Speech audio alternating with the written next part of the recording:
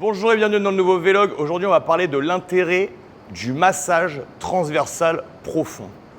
Waouh, c'est un très gros mot, mais c'est quelque chose qui est très intéressant. Très souvent, on fait des fibroses. Très souvent, nos fascias se collent un petit peu.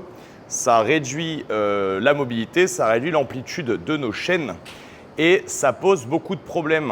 On se rend compte de plus en plus que ce phénomène-là crée des inflammations et surtout des baisses de performance. Je vais vous montrer quelques méthodes pour masser des zones cibles par vous-même. Go!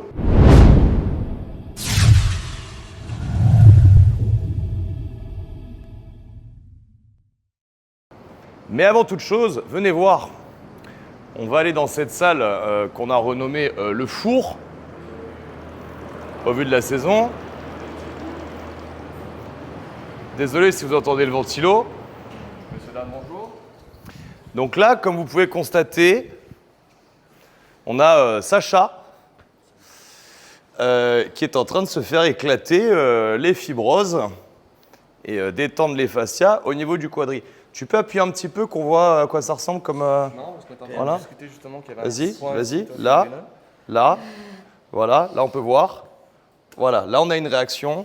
Non, il ne va pas accoucher. Non, parce que les hommes ne peuvent pas accoucher. N'en déplaise à des gens bizarres. Donc, votre corps va, par l'activité, avoir plusieurs problèmes de mécanisme. Déjà, il faut savoir que la contraction musculaire, c'est des ponts actine-myosine qui s'attachent l'un sur l'autre. Et en fait, il y a un phénomène de décharge calcique, magnésium, potassium, sodium, calcium, qui permet le relâchement de ce truc-là. Donc vous avez besoin de minéraux, non pas pour contracter vos muscles, mais pour les relâcher. Et à la fin de l'effort, vous avez toujours un pourcentage de masse musculaire qui va rester aggloméré, qui ne va pas se relâcher. C'est ce phénomène qu'on appelle de trigger point. Alors après, la science et les différents courants médicaux ne sont pas tout à fait d'accord. Est-ce que les trigger points sont au sein des masses musculaires? Est-ce qu'ils sont au sein de l'enveloppe générale de fascia, etc. On n'est pas là pour rentrer dans le détail. Moi, je ne forme pas des médecins. Je suis là pour vulgariser pour monsieur et madame tout le monde afin que vous puissiez améliorer la qualité de votre entraînement et de votre vie. Ce qui nous intéresse, c'est surtout de comprendre le mécanisme.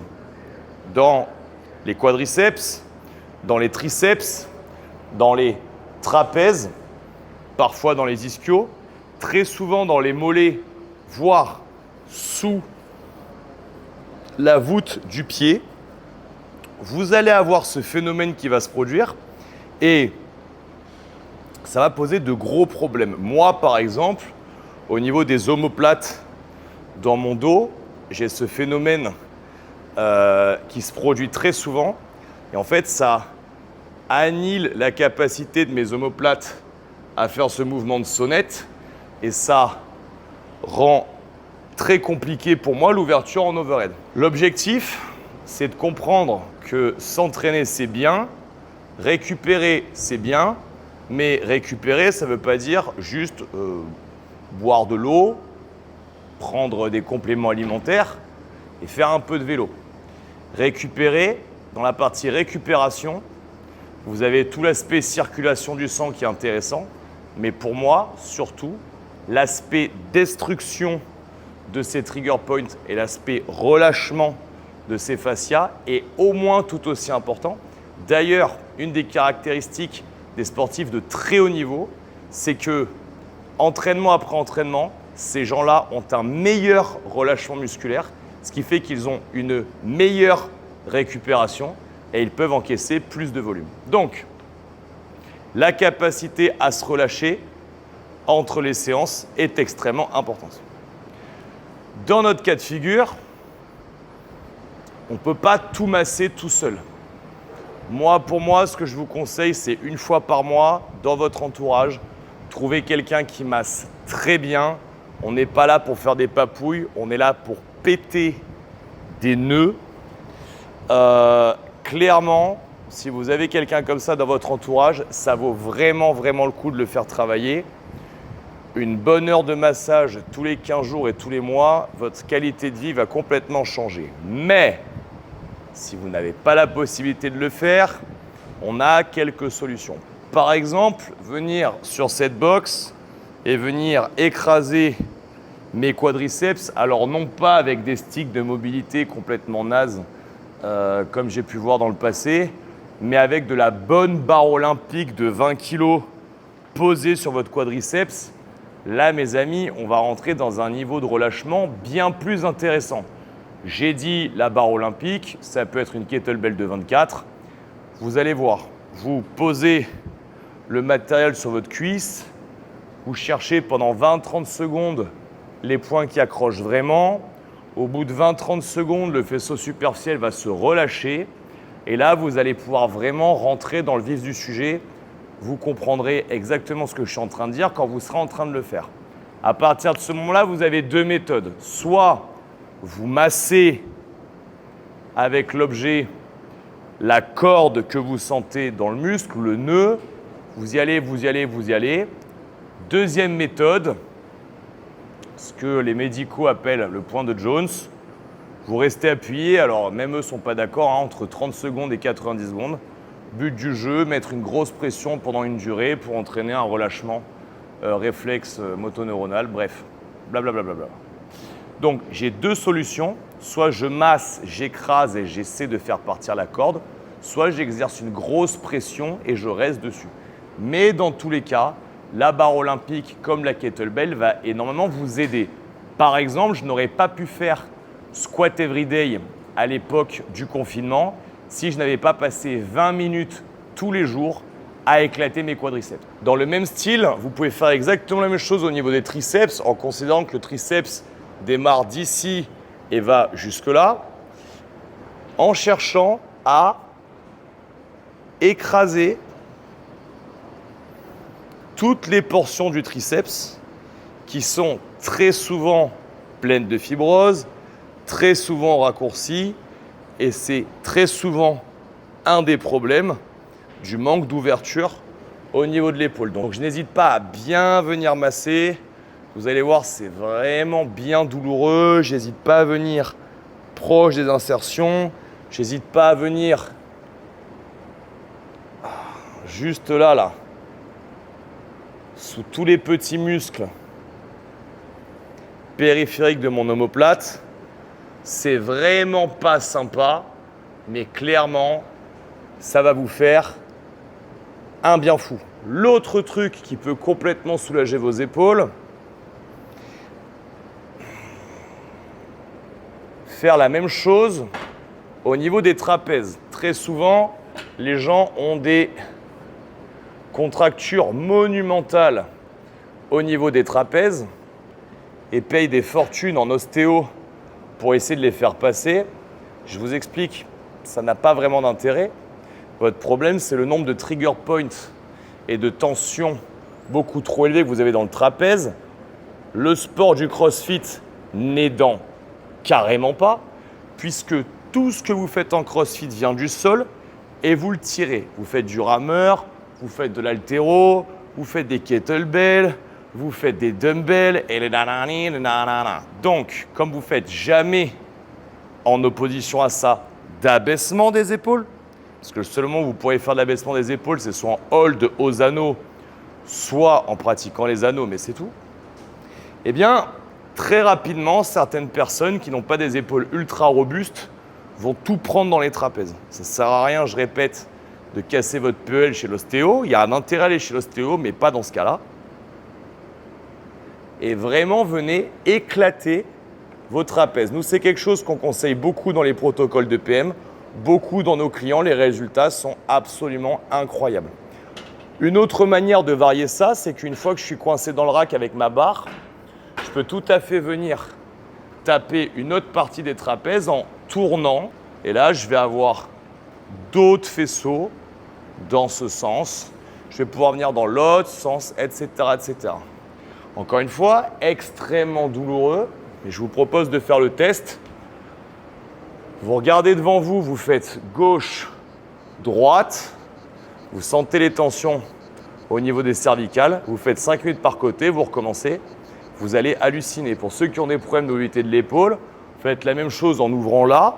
Vous massez 5 minutes le trapèze et vous recommencez. Là, vraiment, vous allez comprendre de quoi je parle. En réalité, on pourrait faire une vidéo de 4 heures sur le sujet où je vous expliquerai toutes les méthodes et toutes les manières de faire. Ce n'est pas le but de ce vlog ou de ce vlog. Le but de ce vlog, c'est de vous expliquer le principe. Qui comprend le principe comprend les méthodes, qui comprend les méthodes ne comprend pas forcément le principe. Donc, à partir du moment où vous avez compris ce que je vous ai expliqué, soyez inventif. Vous pouvez prendre le rack, le mettre à ce niveau-là, passer votre jambe et venir masser, pourquoi pas, vos ischios. Une chose qu'on fait, nous, qui nous a été enseignée par Kelly Starrett en 2014 quand il est venu à Paris, c'est la même chose, sauf que l'individu est allongé par terre et nous, on vient, on l'écrase.